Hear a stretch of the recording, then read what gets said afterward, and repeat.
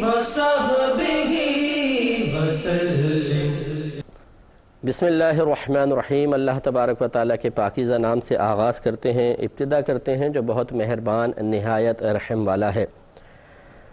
پچھلے پروگرام میں ایک باب تو میں نے پڑھ دیا تھا اس کا عنوان، لیکن اس کے تحت حدیث ابھی ذکر نہیں کی تھی۔ باب یہ تھا کہ باب اذا طول الامام وکان للرجل حاجۃ فخرج فصلی،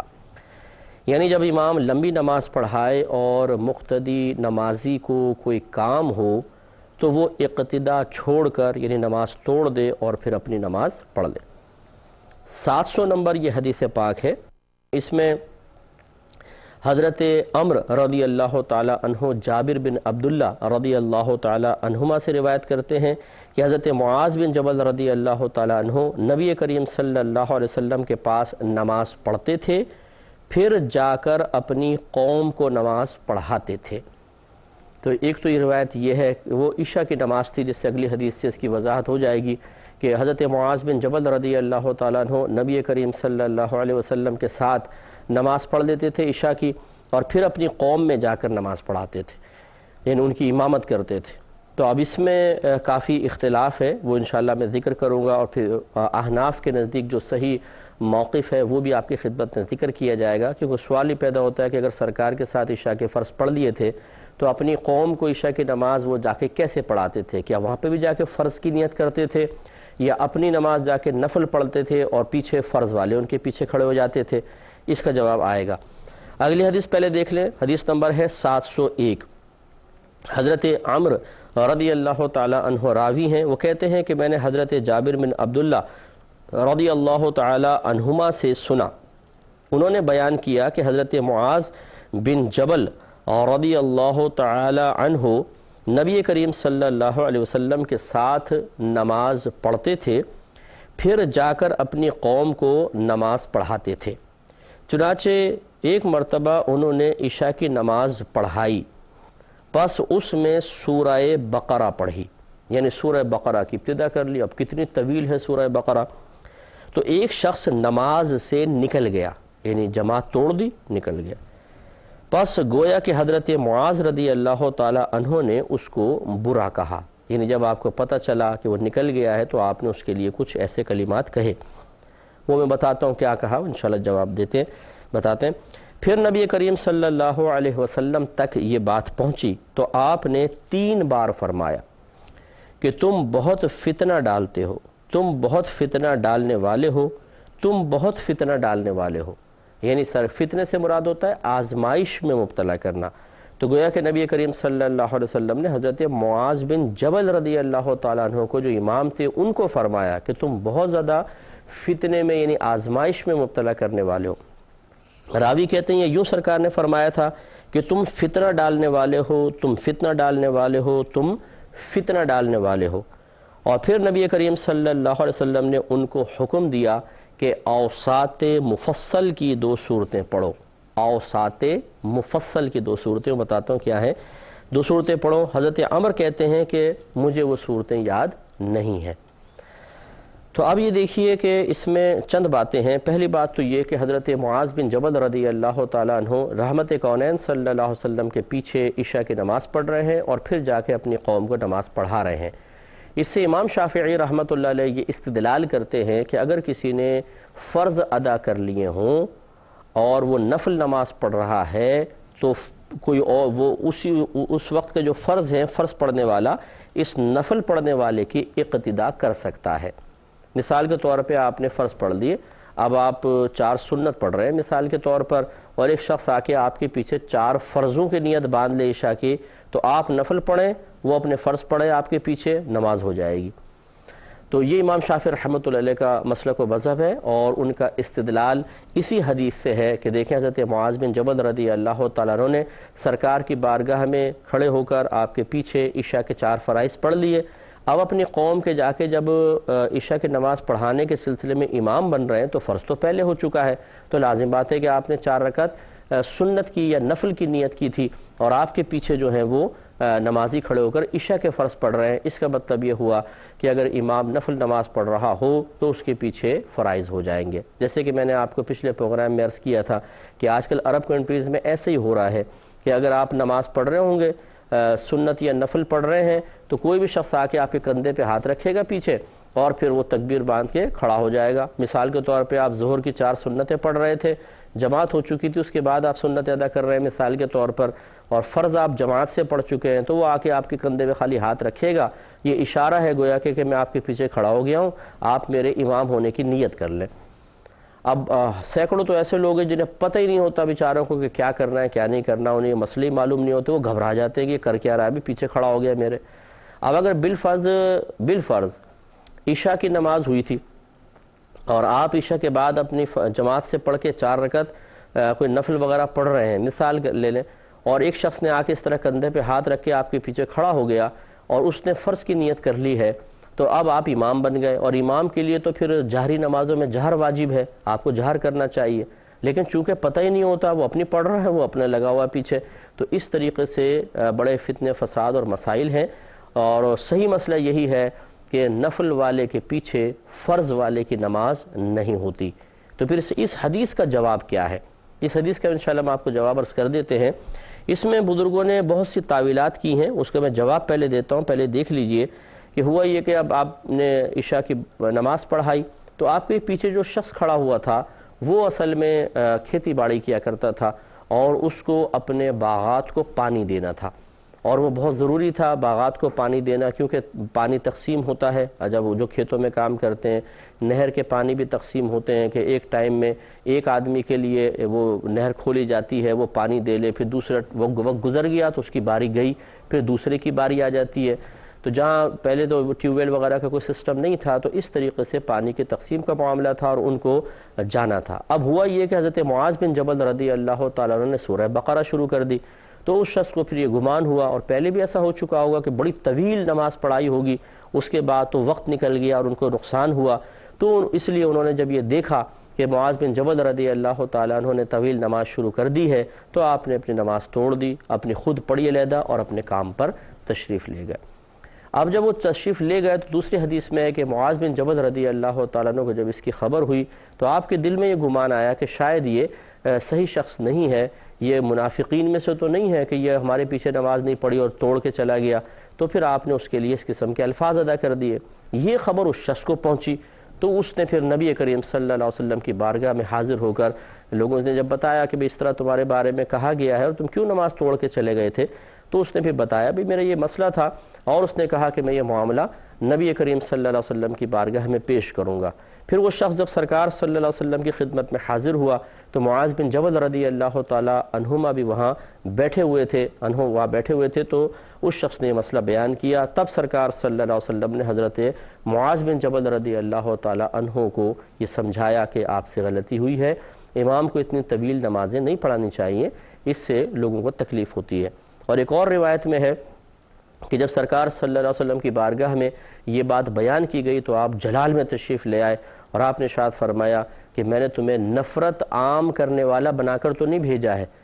لوگوں کو خوشخبری سناؤ، ان کو ملال اور نفرت میں مبتلا نہ کرو۔ اور پھر آپ نے ارشاد فرمایا کہ میرا بھی دل چاہتا ہے کہ میں طویل نمازیں پڑھاؤں، لیکن پھر مجھے مدینہ منورہ کے کسی گھر سے کسی بچے کے رونے کی آواز آتی ہے تو میں اپنے پیچھے کھڑی ہوئی اس کی ماں کی قلب کی بے چینی محسوس کر لیتا ہوں، بے قراری محسوس کر لیتا ہوں، تو اپنی نماز کو مختصر کر دیتا ہوں۔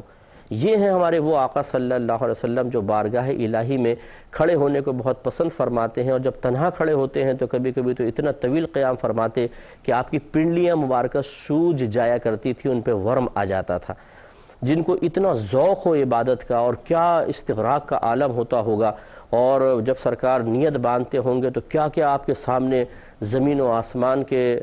عجائبات کھول دیے جاتے ہوں گے، یہ اللہ ہی بہتر جانتا ہے۔ تو اتنی پرکیف حالت میں جب کوئی شخص داخل ہو جاتا ہے تو وہ نہیں چاہتا کہ وہ کیفیت ختم ہو،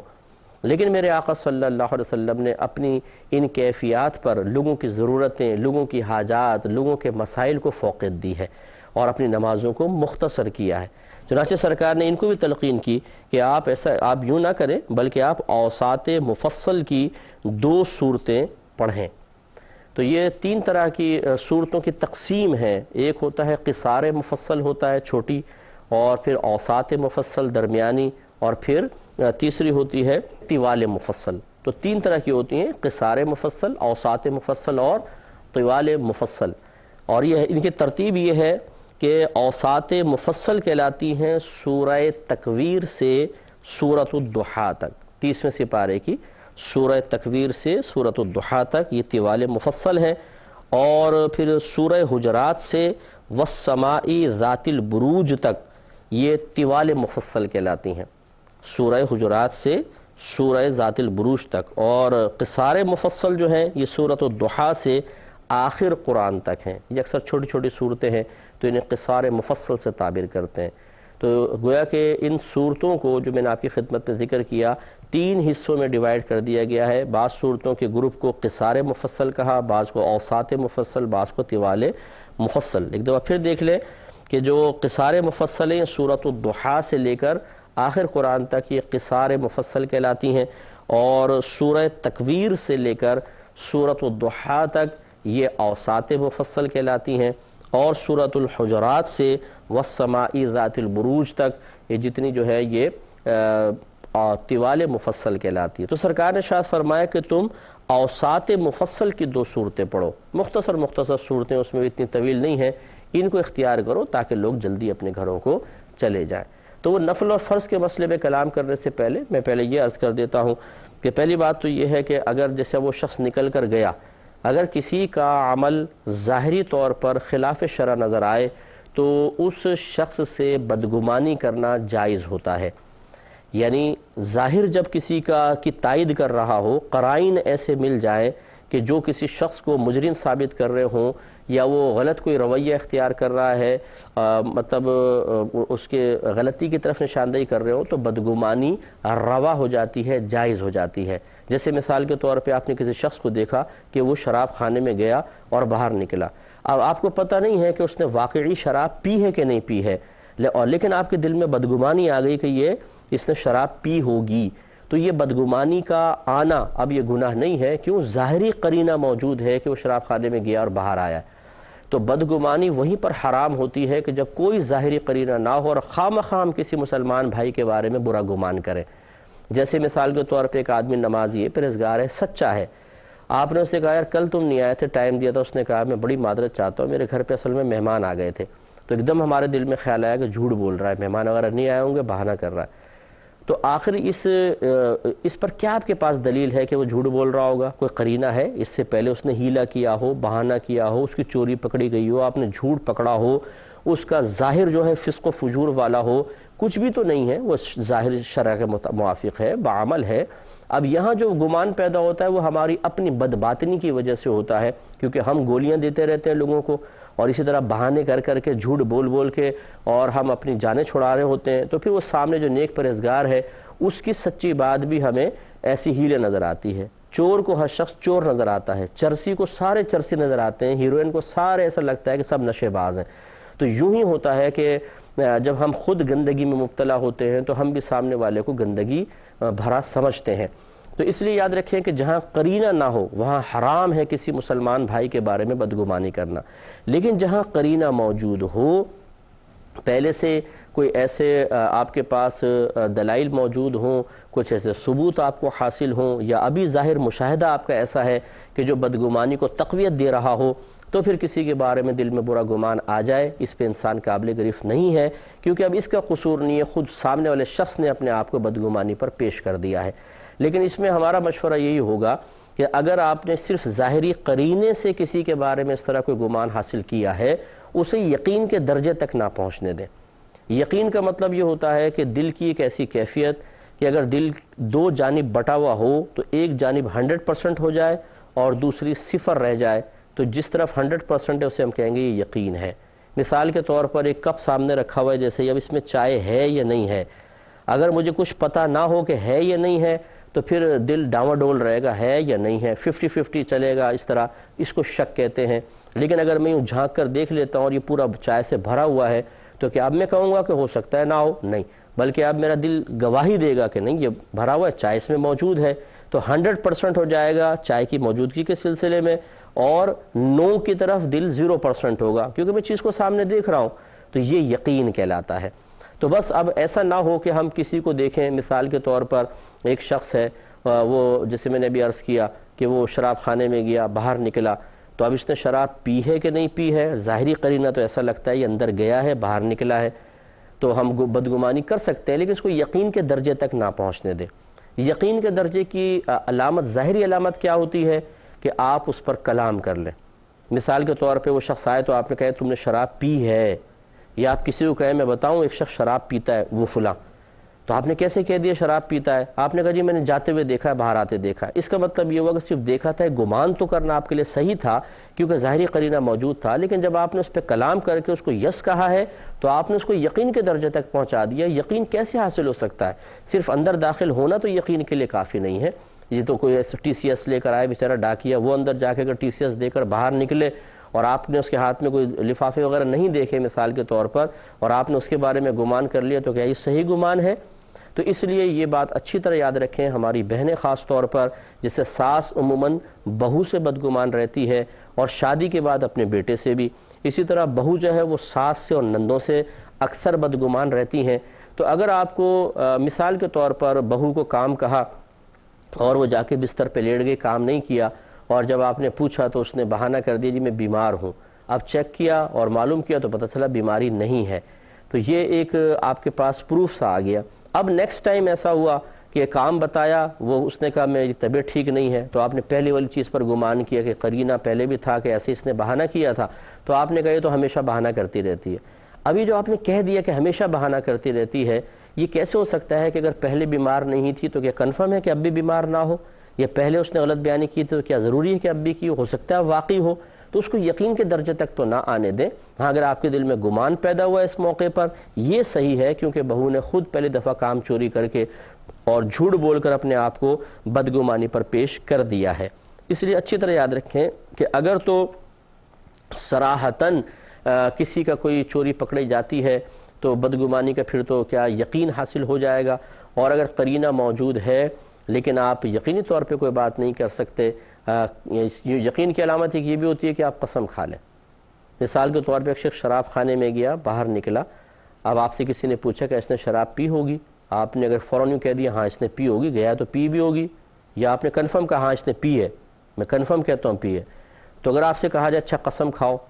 تو اگر آپ قسم کھا لیتے ہیں تو سمجھ لیں یقین ہے، قسم نہیں کھاتے تو یقین نہیں ہے، اور جب یقین نہیں ہے تو اس کو یقین کے درجے تک نہ آنے دیں، ایسے جملے زبان سے نہ نکالیں کہ یقین کے درجے تک پہنچ جائیں، ورنہ آپ گناہگار ہوں گے۔ تو اس لیے جو مطلب ساس سسر ہیں اور بہویں وغیرہ کے مسائل ہیں، ایسی اسٹوڈنٹ ٹیچر جو ہیں اسٹوڈنٹس کے ساتھ بعض اوقات بدگمان رہتے ہیں، بیوی شوہر بیوی کے ساتھ بعض اوقات شکوک و شبہات ایک دوسرے کے ہو جاتے ہیں، بدگمانیاں پیدا ہوتی ہیں۔ گمان کا آنا ایک الگ چیز ہے، شوہر کو دیکھا رات کے 2:30 بجے باتھ روم میں چپکے سے موبائل لے جا کے کچھ کر رہا ہے، بدگمانی آ سکتی ہے کہ کسی کو میسج کر رہا ہوگا، کسی عورت وغیرہ کو، لیکن اس کو یقین کے درجے تک تو آپ نہیں پہنچا سکتے جب تک کہ کوئی ثبوت نہ ہو۔ تو اب یہ نہیں ہو سکتا کہ عورت کہے کہ تم ضرور کسی عورت کو کر رہے تھے، 100% مجھے یقین ہے۔ یہ یقین کرنا، یہ گویا کہ بدگمانی کو یقین تک لانا ہے، اور بغیر ثبوت کے ایسا کرنا گناہ ہے۔ ہاں چونکہ شوہر نے خود اپنے آپ کو شکوک پر پیش کر دیا، تو اگر عورت بدگمانی کم از کم اتنی رکھے کہ میرا گمان یہ ہے کہ شاید عورتوں سے ہی بات کر رہا ہوگا یا میسج کر رہا ہوگا، تو اس گمان میں عورت گناہگار نہیں ہوگی، اگرچہ اس نے کنفرم نہیں دیکھا کہ شوہر کس کو میسج کر رہا ہے، لیکن ایک ایسے قرائن قائم ہو گئے ہیں، شوہر نے خود اپنے آپ کو ایک ایسی چیز پر پیش کر دیا کہ بیوی کے لیے بدگمانی صحیح ہو گئی۔ ایک مرتبہ ہمارے آقا صلی اللہ علیہ وسلم معتکف تھے، تو بی بی صفیہ رضی اللہ تعالیٰ عنہ جو آپ کی زوجہ مبارکہ ہیں مسجد میں تشریف لائیں، سرکار پھر ان کو چھوڑنے کے لیے جب گئے تو آپ دروازے تک گئے تو سامنے سے 2 صحابی گزر رہے تھے، ان کی نظر پڑ گئی، سرکار نے ان کو بلایا، فرمایا کہ میری زوجہ صفیہ ہیں، تو انہوں نے عرض کیا رسول اللہ ہم آپ کے بارے میں بدگمانی کریں گے، تو سرکار نے ارشاد فرمایا کہ شیطان انسان کی رگوں میں خون کی طرح دوڑتا ہے، یعنی مراد یہ ہے کہ یہ ہو سکتا تھا تمہارے دل میں بدگمانی پیدا ہو جاتی، ظاہری قرینہ ایسا لگ رہا تھا ابھی سرکار اتنی رات گئے ایک عورت کے ساتھ کھڑے ہوئے ہیں، تو اس لیے میں نے مناسب سمجھا کہ وضاحت کر دوں۔ اب یقینی سی بات ہے، حقیقت یہی ہے کہ کہاں صحابہ کرام کے دل میں ہمارے آقا صلی اللہ علیہ وسلم کے لیے گمان پیدا ہو سکتا ہے، یہ اصل میں تعلیم امت کے لیے تھا۔ اللہ تعالیٰ سے دعا ہے کہ رب کریم جو کچھ اس بارے میں سنا اس پہ غور کرنے کی توفیق عطا فرمائے، اور پھر اس کو میں انشاءاللہ نیکسٹ پروگرام میں حدیث کے ساتھ ملا کر اس بات کو ذکر کروں گا۔ وآخر دعوانا ان الحمدللہ رب العالمین۔ اللہم صلی علی محمد